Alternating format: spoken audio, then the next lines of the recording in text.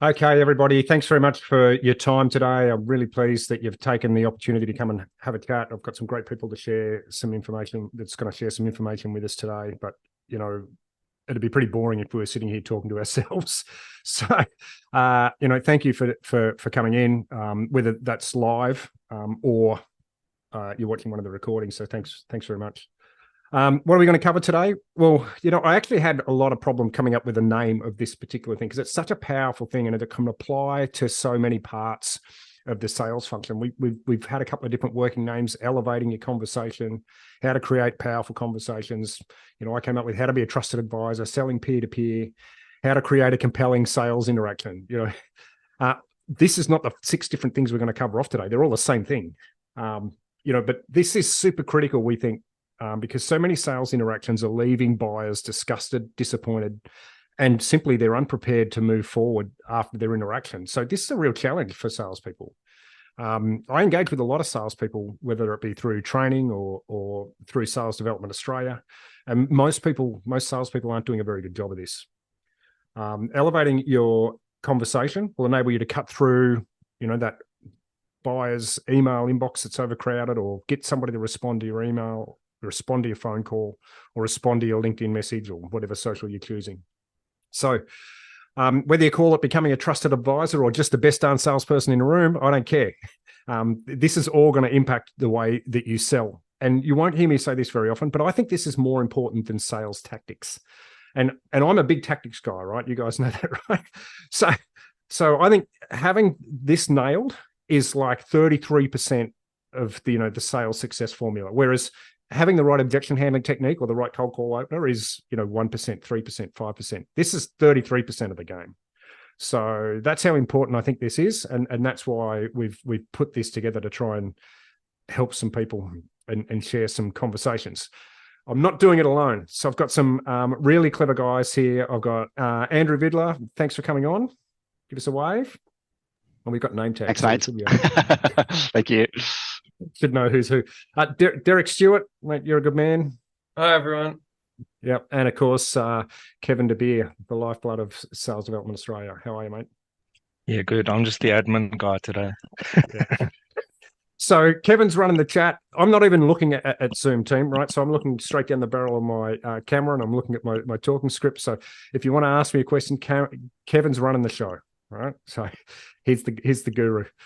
But let's hear a little bit more from the guys. So Andrew Vidler. So Andrew leads the sales team, all of who are frontline sellers. So Andrew and I have worked together. I've helped him train his sales team. Andrew's become a good friend of mine. We've gone to the footy. We swap messages all the time. And he's somebody I really like to look out for on LinkedIn. He provides really great stuff. And I love the way he coaches and he talks about bringing his team together. So he's going to be really helpful for this conversation, because he's going to talk about how do you bring, your team up on these skills? How do you get what skills and drills should you get? So he's going to be a big part of today's conversation. So Andrew, that's why I think you deserve to be listened to, but tell us a little bit about you and who you work for and what you're doing. Thanks, mate. That was very kind. I knew very that. True. I knew the footy would pay off. Look, really appreciate it. I've been in sales now for over 10 years. I currently work at a company called UpGuard. We're a cybersecurity vendor providing attack surface and vendor risk management services. I've actually worked in the majority of my career has been across financial services and tech.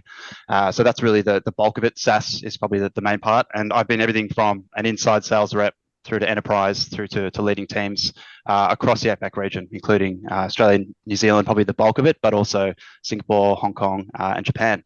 So look, I've got experience in being at the front line, being at the coalface, as well as going through all those nasty tenders. So and all those negotiations with 15 different people in the room. But I agree with what you said at the top of the call. I think this is going to be, crafting that experience for a buyer up front. That actually leads to a lot of efficiencies and makes your life a lot easier down the line. So very excited to be here. No, mate, very pleased that you agreed to come on the show. So we're going to do more of these panel sort of things in the future. So if you like this, people, let us know, and we'll spit a few more of these out.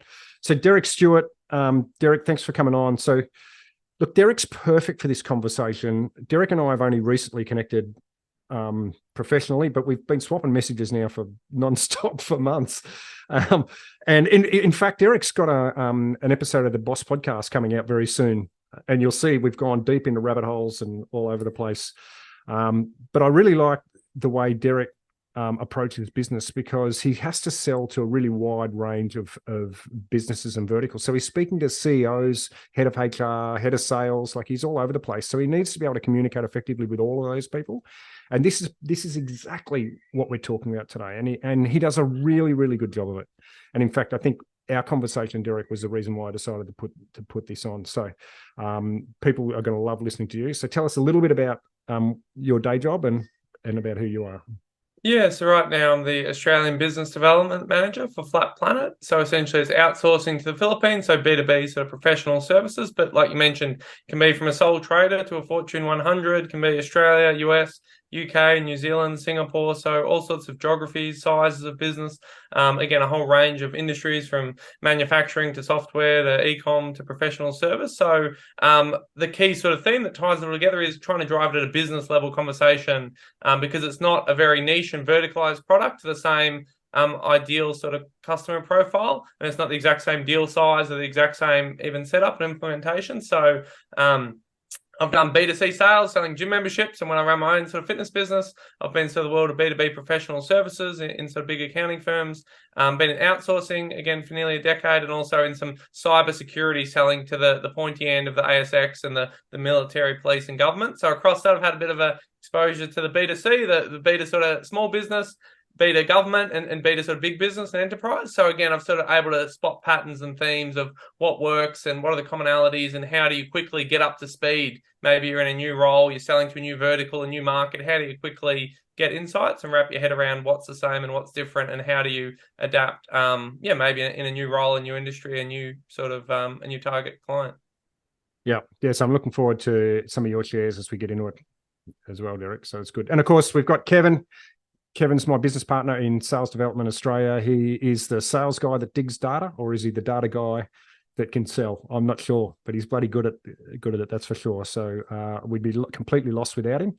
And today he's playing. He's tying the whole show together, pretty much like he does every other day at Sales Dev. Because so, do you want to say anything, Kev, or would you rather remain silent? No, that's all good. Thanks, Mark. That's it. That's it. Let's crack into it.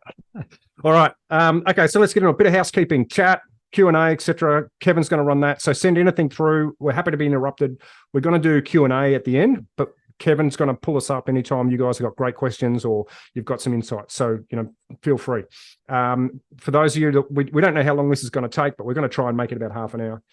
Q&A will be at the end for an extended Q&A if you want to ask the specifics, and the recording will be made available. I think it'll probably go out tomorrow afternoon for those that want to know about that. A couple of things really quickly, bit of housekeeping. You might notice there's 4 middle-aged white blokes here. I want to run more of these. I'd love some diversity here. So if you're a lady in sales and you've got something interesting to talk about, hit me up. Let's this is simply because these people were easy to engage. It'd be really great if we had a bit of diversity going on. So I'll acknowledge that. And like I said at the start, we're going to be doing more of these. So if you think you'd like to be a panelist or you've got something really interesting, then reach out to me on LinkedIn and say, hey, could we talk about this? I'd like to be in, let's have a chat about that. One thing I do want to plug is, so all of this conversation today is going to be super specific for ANZ sellers. Right. So I'm a big fan of making sure that the content that we share is relevant for us. We've just started this private LinkedIn group. So I'm pretty sure everybody on this call knows about it. But if you don't, scan this QR code. That'll take you directly to our private LinkedIn group, which is just for Australia and New Zealand salespeople. And we've already had some really good examples there where collectively we've been able to help people with their sales challenges and just their questions, whether it be around data or how do they go to the market or writing emails or whatever the case may be. And I've got to say, Derek, thank you very much for the QR code. All right. So, righto. So why is this, why is it so important for us to have this narrative elevate our conversation? Why is it important to be able to engage peer to peer? Why is it important for us to have powerful sales conversations? So, Andrew, maybe if we can start to you, why do you think this is so important, and what are you seeing right now? Yeah, why it's so important. There's a number of reasons why it's so important. I think probably the number one reason why it's so important now, if you look at what's happened sort of since COVID, I think a lot of people took COVID as a great opportunity, with a lot of people working from home, to start reaching people. I think they thought people would have more time, they'd be more engaged online, they'd have a really easy time of reaching people. What I found through the teams that I was part of throughout that period is that the opposite was true. Companies invested more money into automation systems. Companies that were more into generating leads. Capital was cheap. Money was flowing everywhere. There were companies who were never going to be profitable that were getting pumped up. There were companies coming to Australia looking to hire 30 salespeople off the trot. What we saw from this is that I think a lot of people, there's been a bit of a time lag. People have had that approach. It kind of worked for a little bit and it doesn't work anymore, but people are still doing the same thing. So the reason why I think it's so important to have this conversation now is that a bulk of what I see in the market, whether it be people reaching out to me or people that I talk to, and perhaps if I'm interviewing or just engaging with people online, there still seems to be this idea that you can automate a lot of this process. It's about how many people you can get in front of in as short amount of time as possible. So I think that the biggest reason why we're having this conversation today, for mine, and why we're having it right now, is that people really need to shift. The market has already shifted. Buyers' attitudes have shifted, and the things that were working 2 years ago, they don't work anymore, but people still seem to think that taking that approach or just doing that approach harder or more will work.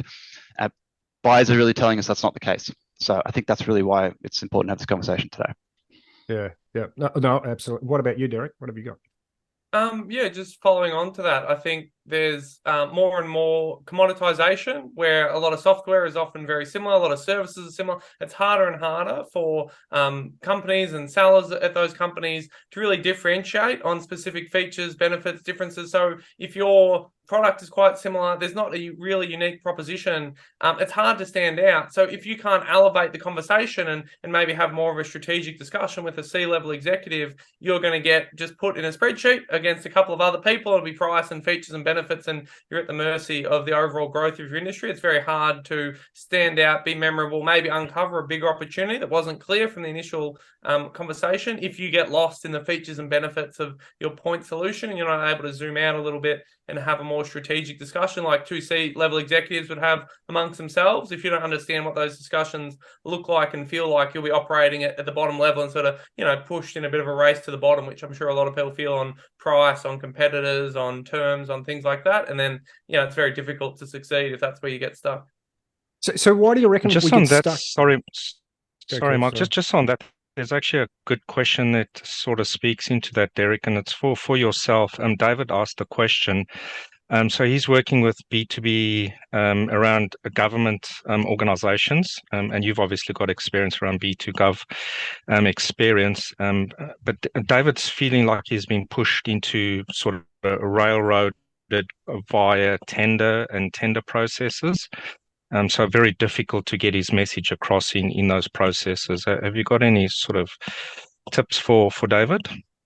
Yeah, like different parts of the government obviously function very differently, but I found that despite how rigid the government is, there are often certain people inside the government departments that if you get to know, you understand, the job titles are less clear because people kind of float around different parts of the government, but often I was able to find in a lot of large government departments, there's someone who actually can pull budget, they can make decisions, who's not always the person who you think. So if you're working with a learning and development department, often I find they're the sort of receivers of instructions and budgets. They're not the creators of instructions and budgets. So again, if there is a way to, okay, this learning and development around compliance, well, is there someone else who cares a lot more about risk and compliance and learning and development? They implement whatever, training they're told to avoid the lawyers getting upset. But is there a chief risk officer? Is there someone else maybe who cares a lot more about the actual outcome of what you're selling? Whereas learning and development is just trying to see, does it plug into our LMS and how much does it cost per person? And, do we get a certificate and a CPD?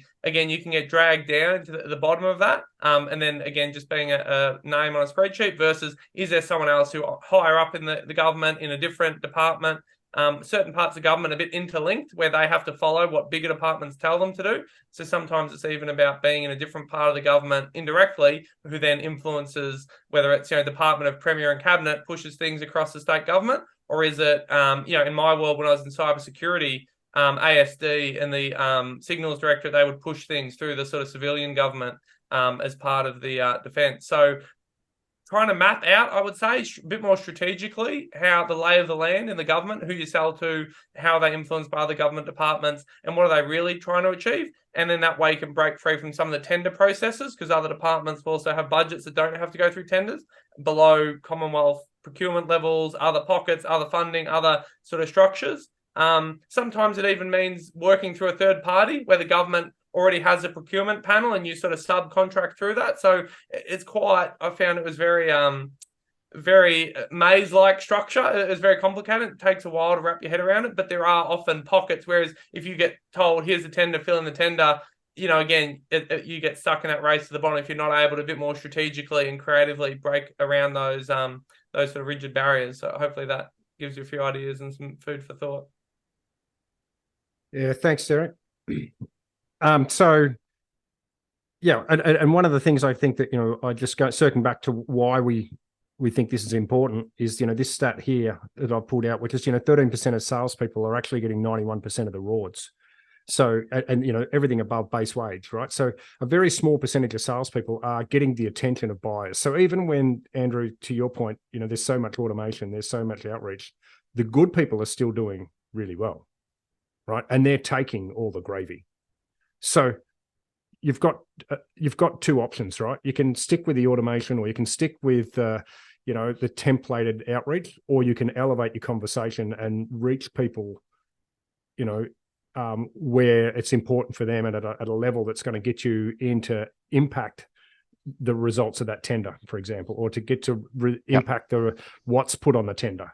So if you're reacting to the tender, then I'd wonder whether you've got a real chance for anything other than price. And I don't do a lot of tenders anymore. So I'll just want to jump in as well and say that I'm not against all automation. I don't want people to sit here and think that I'm asking everyone to sit down and write handwritten letters or anything like that. It's more just, I think, the automation to death. I think it's the automation of everything. So if anyone's going to jump in and ask about, what I think about certain tools, I'm not against automation or scaling your processes, if you want to put it that way. But I think if you just automate everything, if everyone is getting the same thing, if you're really unconscious, which I'll talk about in a moment, but if you're really unconscious in what you're doing, I think that's when you're going to be part of the noise. Yeah. So what exactly are we talking about here? So we're talking about, being able to engage your prospects as a peer, as somebody that's equal, or bringing a conversation quality that's going to make you stand out from everybody else's templated emails. And I think, for Australia and New Zealand, this is really important, because a lot of the stuff we get shoved in our face, through LinkedIn and Twitter and even the Salesforce state of sales, or the HubSpot state of sales report, all that data is mostly coming from the US. Sure, they have a little bit about our continent, but most of the insights are going to say, well, this is what you need to do. And we know that selling here the way that we sell there, or they sell there, doesn't work. And when you've got 350 million people to sell to, it's pretty easy to send out a whole bunch of emails, and you might get a response rate of 0.1%, but that's still a whole bunch of responses, right? If you've got a target market of 5,000 people in Australia, you send out a whole bunch of emails and you get a 0.1 response rate. It's, it's not a lot, particularly when 3/4 of them will be no. So, we need to think a little bit differently. All right. So Andrew, maybe, you want to start. What are some of the things that we can do to try and elevate our conversation? I'm just going to stop this share. Sure. Well, it's actually that second point, I think, on that slide, but you left it up there for a while, so I'm sure you remember. But it's about buyers hating their interactions, right? I think that's where we need to start. So the training that I do with our team is really looking at understanding what they're trying to achieve from the buyer's perspective. The first sort of tip I'd give is if anyone's here and they've got their own procurement team, or they know the person who does procurement, go sit down and have a half an hour chat with them first and just see how they procure software. I think it might, if you haven't done that before, if you've never purchased software, never been part of that decision, it's a big eye opener. But really the sort of the work that we do is really looking at understanding, I guess, the psychology. If you're, we talk about I guess the training we do starts with Daniel Kahneman's book. So we look at, that mode 1, mode 2 thinking. If anyone hasn't read the book Thinking Fast and Slow, that's the book you go and read. Mark, I know that you've got a great sales book as well, but I recommend starting with Daniel Kahneman's book first. I'm not trying to steal your thunder. It's fine. Look, essentially, it comes down to this. There's mode 1, mode 2. Mode 1 brain is your automatic brain. Mode 2 is your critical thinking brain. You can only handle 2 or 3 processes at once when you're critically thinking. If you look at the way that people send emails, if you look at the way that people have their phone calls, they actually just sort of regurgitate things that they've already heard. That's very, very unconscious.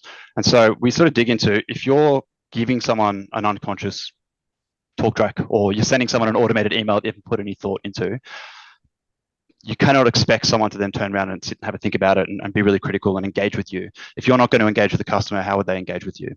So we really break down the email messaging, the cold calling that they're doing, and we've broken it down as essentially some simple steps. So we start with a problem, for example, on calls and emails, and instead of giving them a script or giving them a whole email template to work from, I work with them on building some basic scripts themselves. So it's sort of the basic problems that this person would be looking at. Again, industry, persona, that sort of work.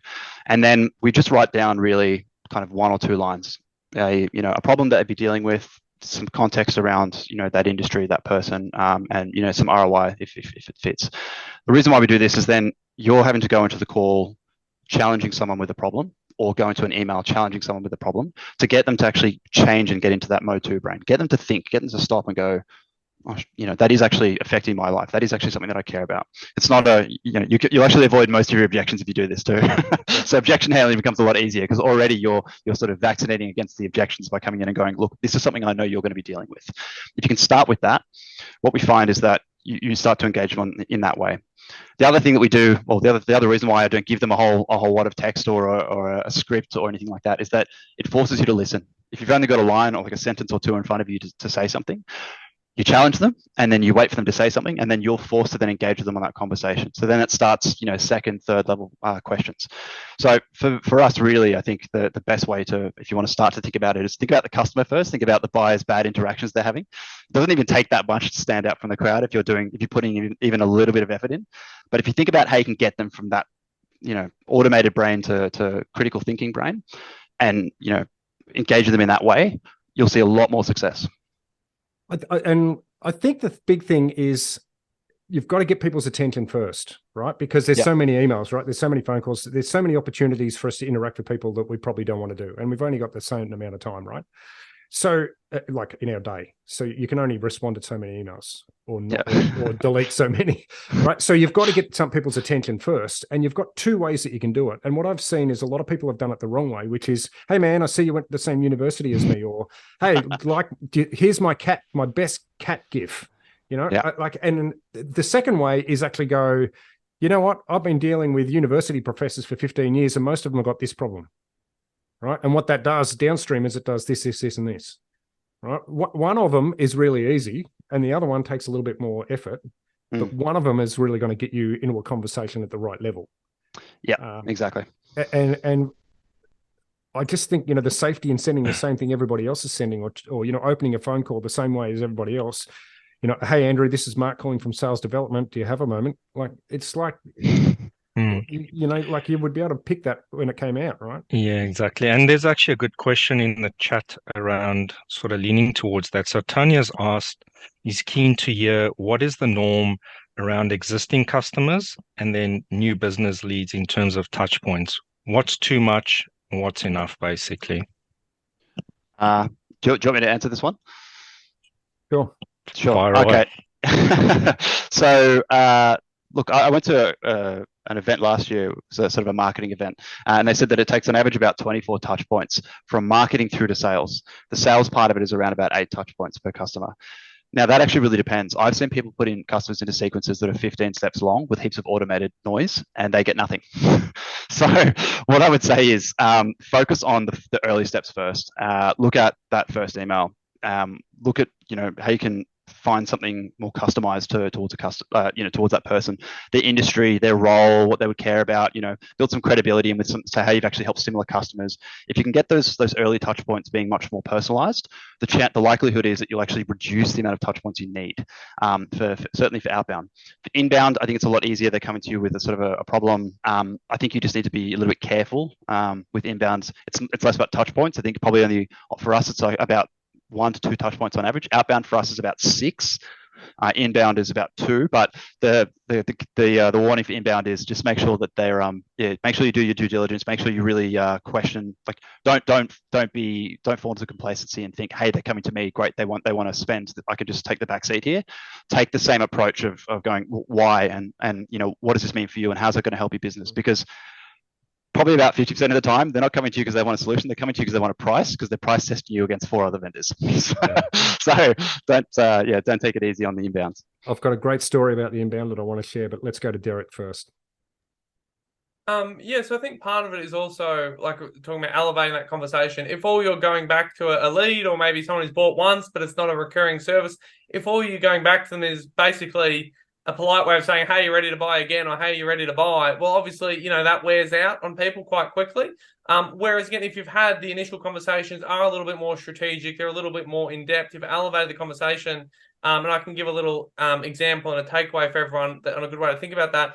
But then it's like, hey, here's a business book that I'm going to send you based on something we talked about 3 months ago. So a touch point like that, we're sending a relevant book, or here's a relevant contact. You mentioned you wanted to sell off one of the divisions of your business. Well, this person actually I came across specialized in that, if you're open to having a chat. And there's other ways to add value to help to build that relationship. If every time it's just a knock on the front door, it's a call, a text, an email, hey, you ready? Hey, touching base, hey, how are things? That's when you very quickly burn that out. Whereas if the conversations are more strategic, there's more other things, there's more value being exchanged, more things that aren't just buy my product, then, you can have more frequent touches, you can keep the relationship going, you can actually build the relationship to the point where they're ready to buy. And it's not just, are you the 1 to 5% who are in market? You're actually, building connections and trust. And I've often even gotten referrals through that. So they haven't bought from me, but they've liked the conversations we've had, the insights, other ways that I've helped them.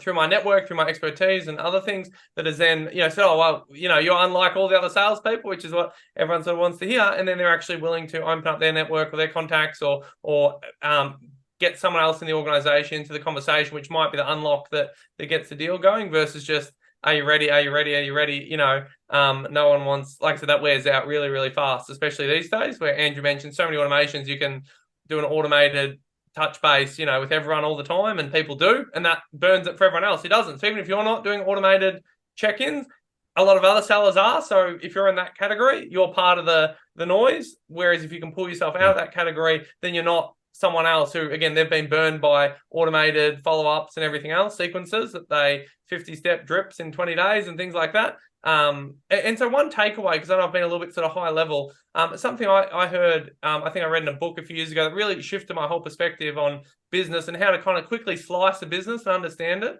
was what they described as the 3 sides of a business. So you got the revenue generating side, the marketing, the sales, people whose responsibility is to grow the business, grow revenue, make sales, profit center. You've got the production side, which is the service delivery. So people doing billable work or the actual people making the product. Like a software developer in a software business. And then you've got the cost, admin, back office side of the business.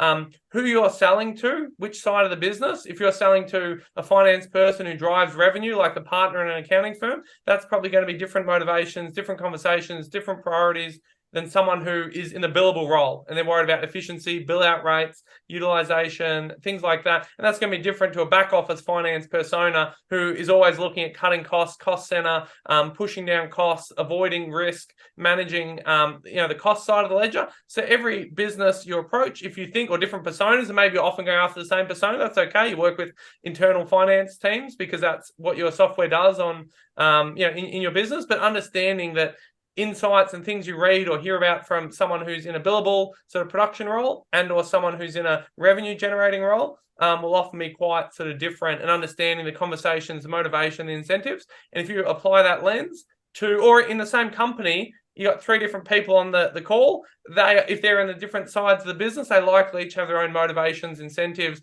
and that's where you can get a clash too. One says, you've been having this great revenue conversation about how your product drives revenue, but then suddenly the cost side of the business comes in. And if you can't also explain how that reduces risk, reduces complexity, saves money, well, there's going to be loss because they don't have any KPIs on revenue. All their KPIs are on cost and efficiency and savings. So even within the same sale, the same account, or expanding an account, which I know someone was asking about too, understand the interplay, those three, the triangle, and that every single business, including the business you work for, has, really helps you unlock, a bit of business acumen in a very simple way. If you rewatch that and listen, or if you've got any questions, send me a message. I can help bounce around some specific examples or in the Q&A. That's something very tactical and specific that I constantly use and have used regularly since I first heard of that concept and understood it for what am I selling and who am I selling it to, and what am I selling? Am I selling a cost-saving tool, or what am I selling? And that's sort of, really powerful. So, and I think mindset plays a big piece in this as well, right? So if you believe that you've got a great solution, right, and you've got something that's truly valuable to the person that you're reaching out to, then you're going to be a little bit more persistent.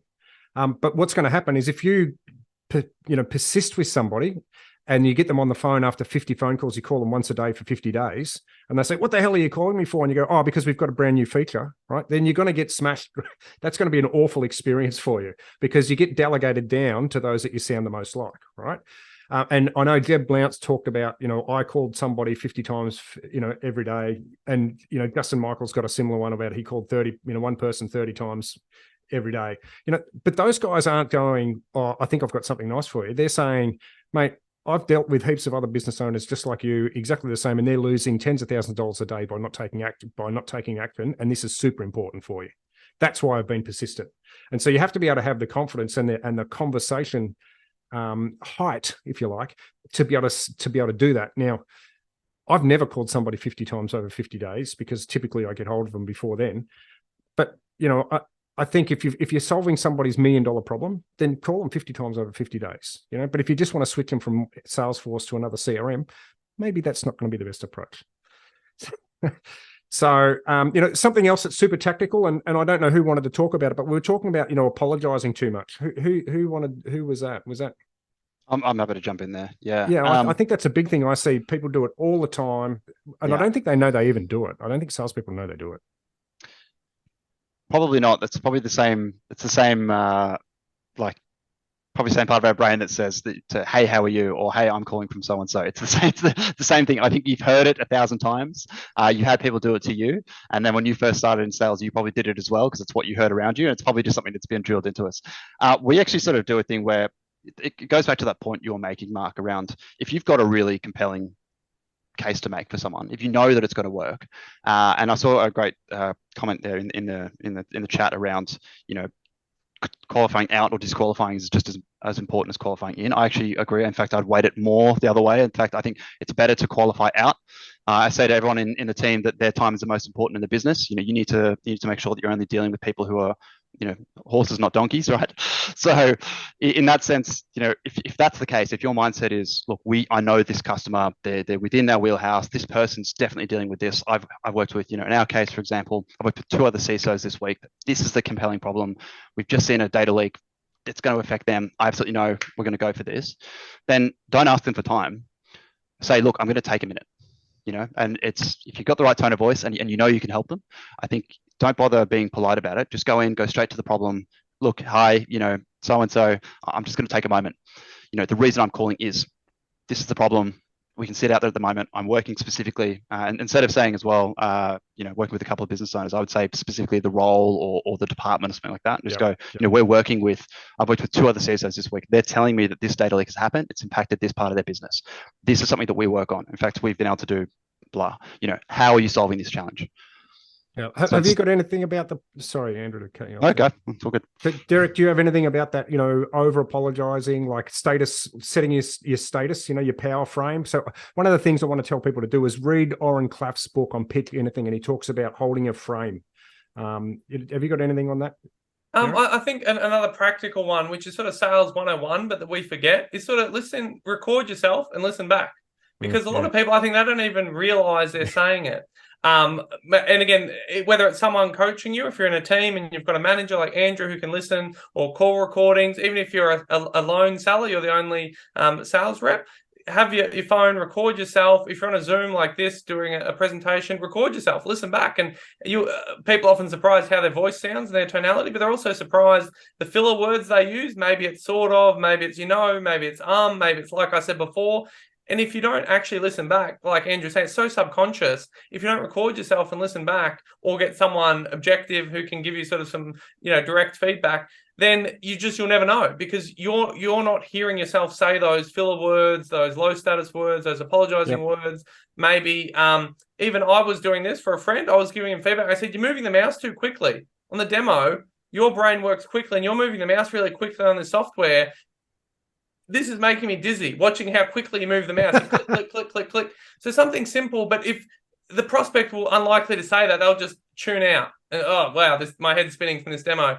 But if you can get, again, a friend, a colleague, a manager, someone, or record yourself and then watch it objectively, or show the recording to someone else, and something as simple as that might be affecting your demos, your presentation, your sales calls. But if you never have a third umpire and the chance to roll back the footage, you're never going to catch it, and no one else will notice it.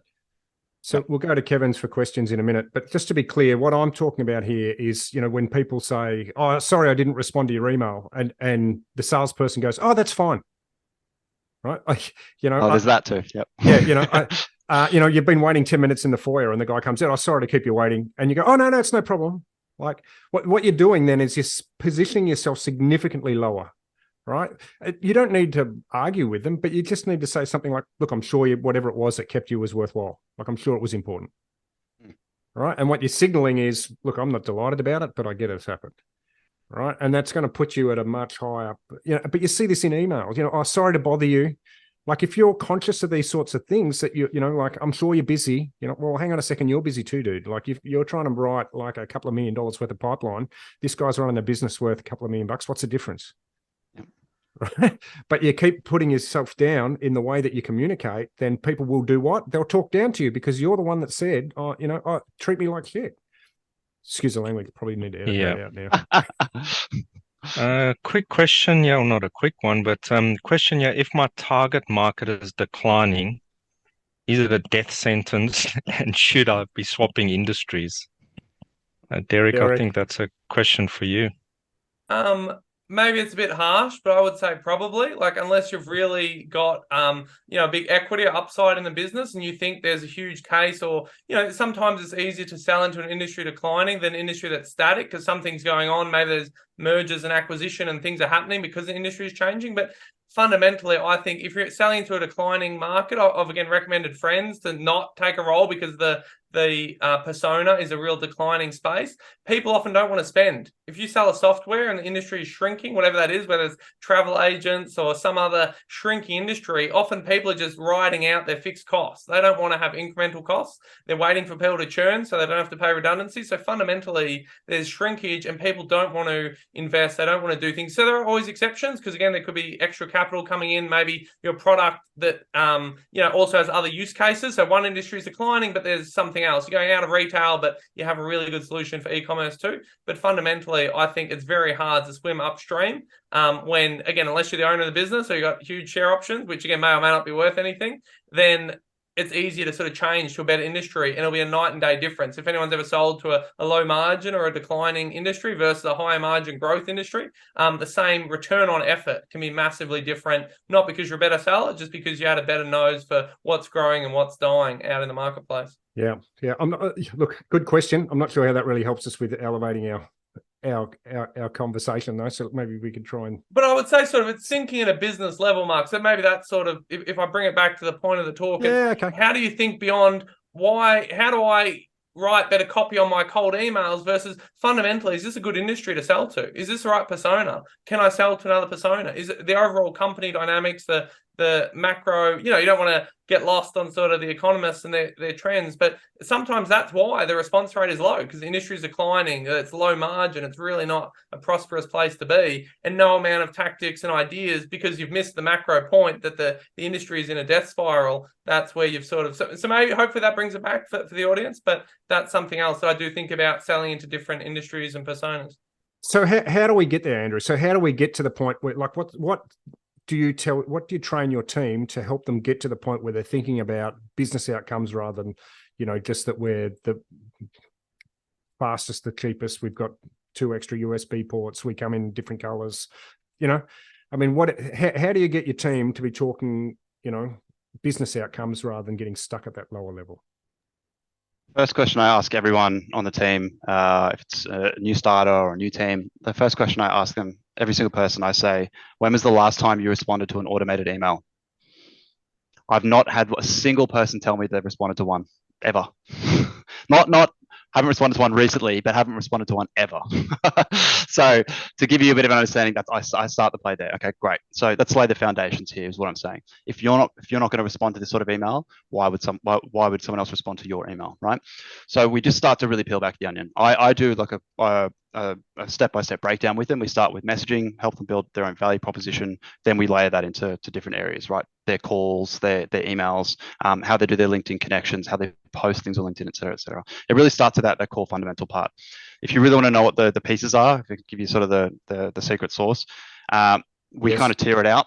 So for your SMB customers, you want to have some industry stuff in there. Make sure it's relevant. You're probably not going to want to spend hours and hours and hours on these guys because it's, low value, high volume, but you still want to have something that is relevant, right? And this is coming from SDR land where you have a certain amount of bookings you need to get per month. But if you're an AE who's a full cycle, you're going to have to be even more conscious of your time. So that's how we just start with sort of more industry based. Then you get to your sort of mid-level enterprise. We're talking kind of, 500 to 1,500 staff headcount businesses, typically sort of 100 mil or more.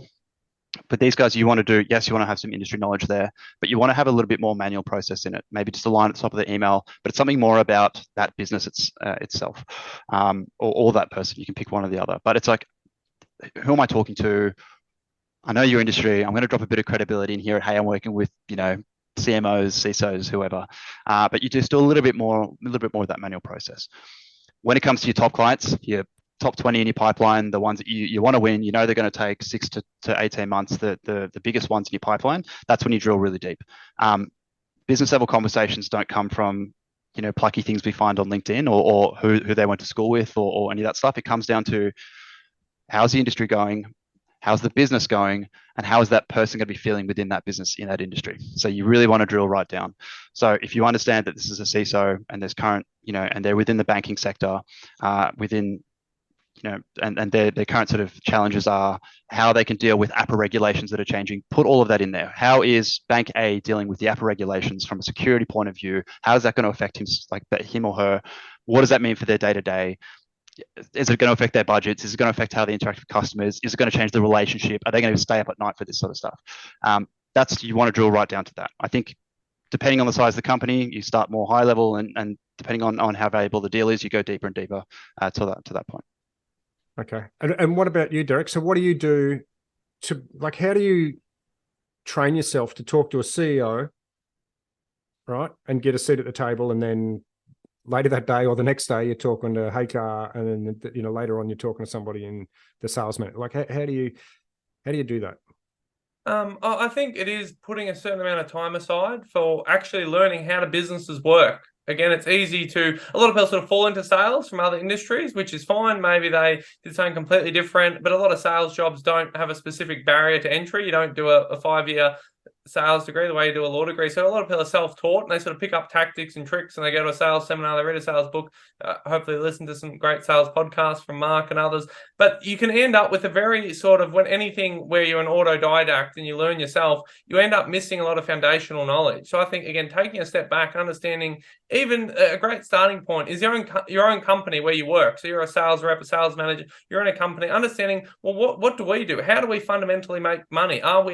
Do we make it on the software license? Do we break even on the hardware? We make it on the software? Is all the real secret in the professional service implementation fees? How does our business actually work at a business level? Are we sort of in growth mode? So we're running at big losses. We've got venture capital. Are we a legacy business and we really grow through acquisition, but there's not a lot of actual net new growth? So if you understand the own company you're working for, or maybe even a previous company you've worked for, and really break down and do a bit of business reading of business books, not just sales books, but business fundamentals, understanding basic financials. Just today I was looking through a public company profit and loss, and their balance sheet. And that told me more than any amount of news articles, because I could actually look and say, oh, this public company really has a lot of issues. And because of that, that's going to shape my entire insights around that sort of company, because it's so transparent once you know what to look for.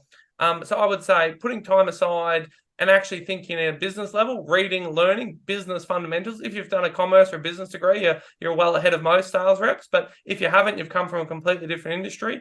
I know some people study history or geography and they just find themselves in sales because they've got the gift of the gab and someone kind of saw potential in them once upon a time.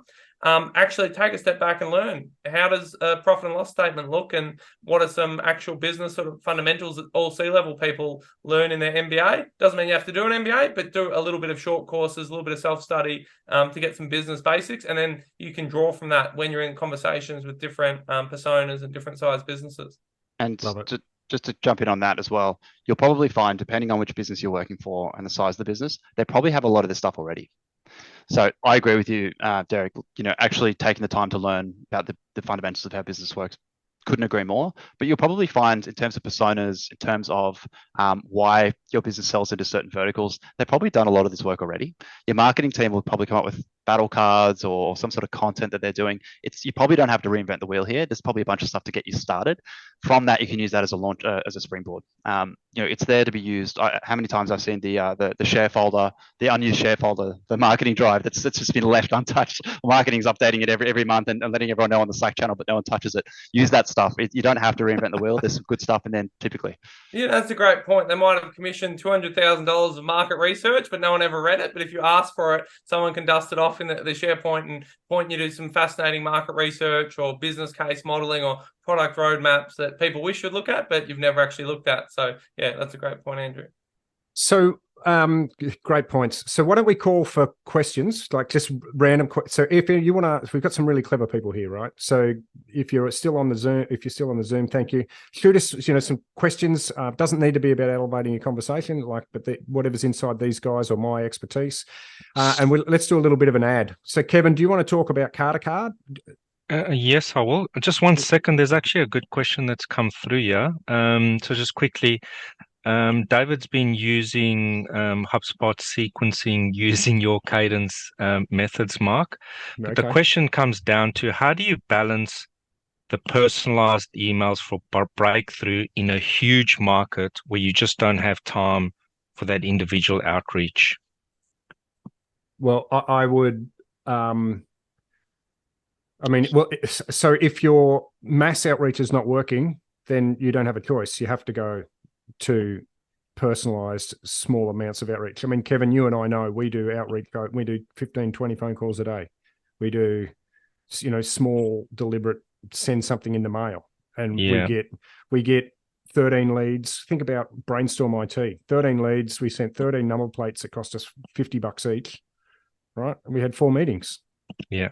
Right. Yeah. So in our world, it's sort of doing quality and doing less. And then our response rates are hitting 55% in the last campaign that we did. Yeah. And if you've got plenty of leads, that's not email responses. Yeah. Sorry, you're right. Sorry, you go. I was going to say, if you're already getting heaps of leads from doing mass outreach, then you don't need to do any personalized stuff. But what I'm seeing is the mass outreach is not working. Kevin, this is your baby. Tell us about this. It's my baby. Yeah, so Carter, part owned by CBA. So it's a startup business, been going for just over a year now. As I said, they partnered with CBA, as well as with MasterCard, with Apple Pay, with Google Pay. So what they provide is a gifting and rewarding service. We actually use it in our business as one of the reward mechanisms for our teams. It's very simple to use. Once you've signed up to them, sort of a few lines, basically, you signed up to them. You can purchase gift cards, but the great thing about them, they're digital. So they go into the person's wallet on their Apple or their Android phone, basically. And at the point of sale, the same as your bank card works, they can use their gift card. Your business can put their logo, as you can see our logos in the middle of that one that we give to our staff. And you can just top it up as you go, basically. So really great way of sort of using that as one of the mechanisms to incentivize your team members.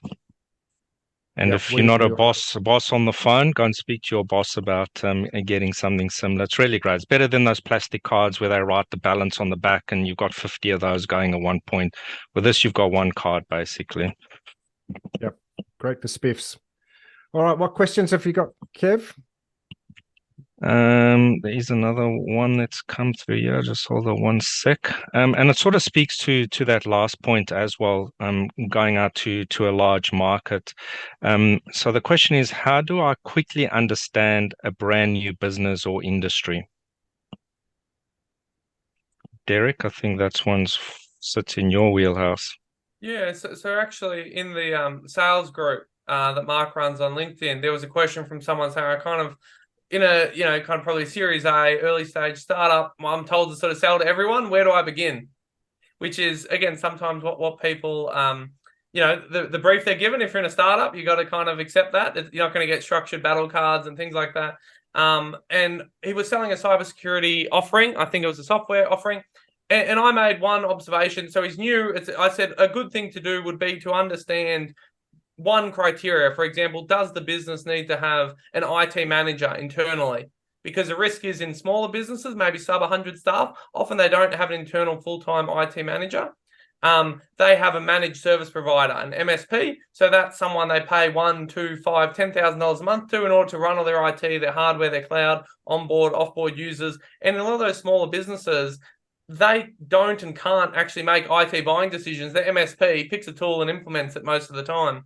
So I said, even understanding, ask your CEO, ask your founders, have a chat, figure it out of, do you need the IT decision maker to be inside the business? And that also means they're probably spending at least six figures internally on IT, because if your tool's 10,000 to 30,000, they're probably not going to drop that much if they don't even spend that much annually with the MSP. They're not going to double there.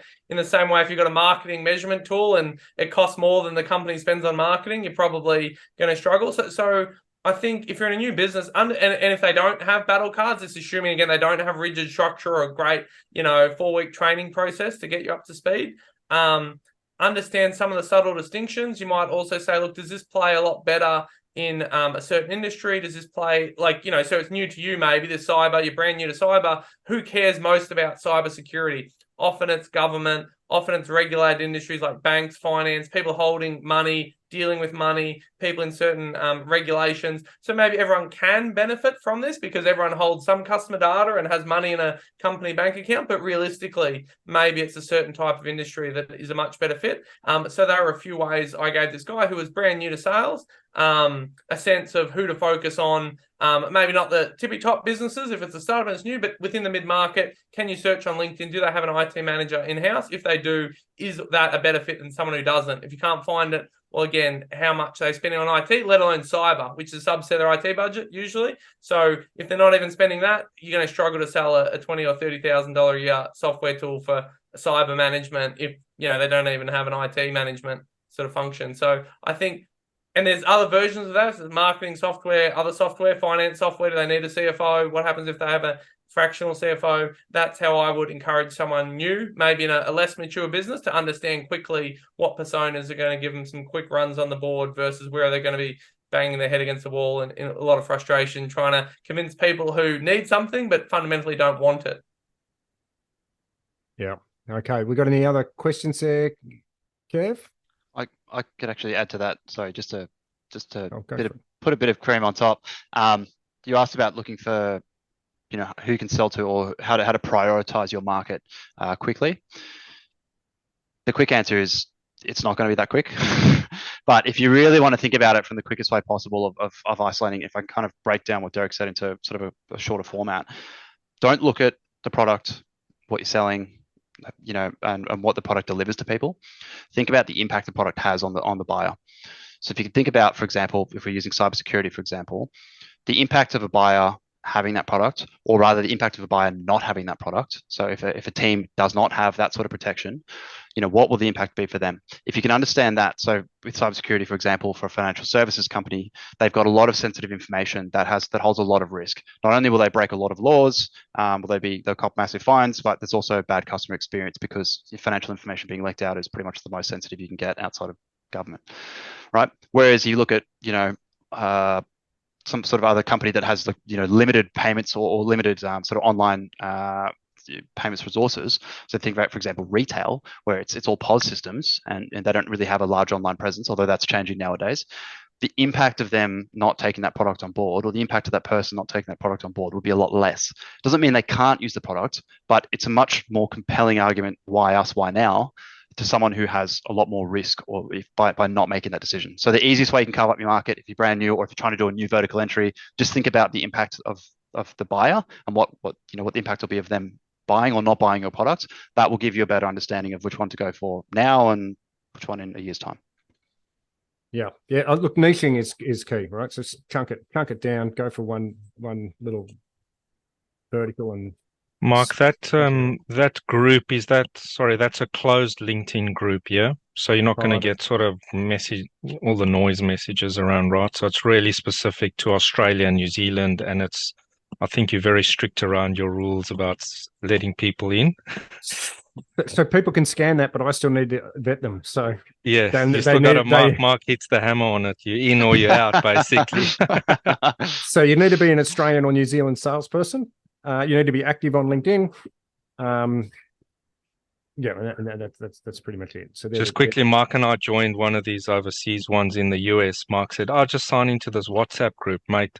Within about 2 hours, I had 900 messages through this WhatsApp group. I just couldn't. I've deleted it. I couldn't keep up with that, seriously. Yeah, but it had some good stuff in there, but it all happened at night.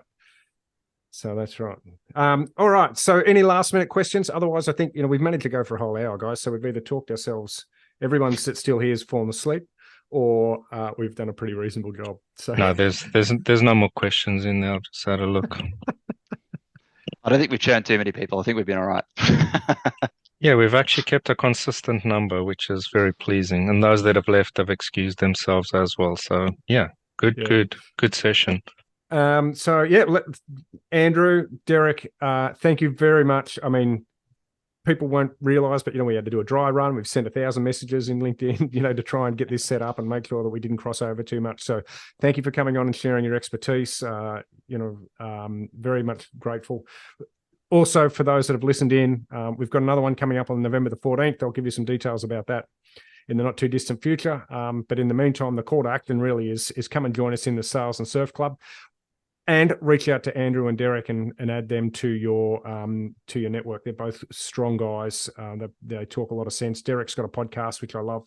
And Andrew's posts, as I mentioned earlier on the start of the show, are one of the very best from Australian sales leaders. Good common sense. Thanks for having us. Yeah, thanks for organising, Mark and Kevin, and great to co-present with you, Andrew. Really appreciate it. And thanks, everyone, for attending and your great questions. Okay. Thanks, everyone. Thanks all. Catch you next time. Thanks, everyone. Bye.